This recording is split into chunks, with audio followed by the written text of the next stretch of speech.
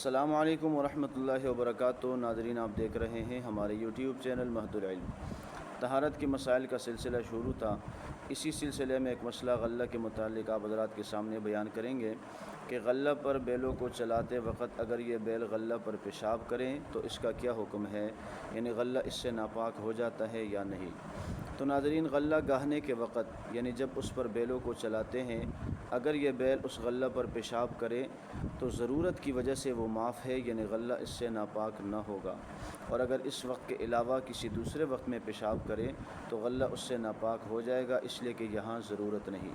اگر یہ ویڈیو ہماری آپ کو اچھی لگی ہو اور آپ کے لیے مفید ثابت ہوئی ہو تو ایسے مزید اسلامی ویڈیوز اور اسلامی مسائل کو دیکھنے کے لیے ہماری یوٹیوب چینل مہد العلم کو سبسکرائب کریں اور بیل آئیکن کو دبائیں تاکہ ہر نئے آنے والے مسئلہ آپ تک بر وقت پہنچ سکے۔ ملتے ہیں اگلی ویڈیو میں، تب تک کے لیے اللہ حافظ۔ السلام علیکم ورحمۃ اللہ وبرکاتہ۔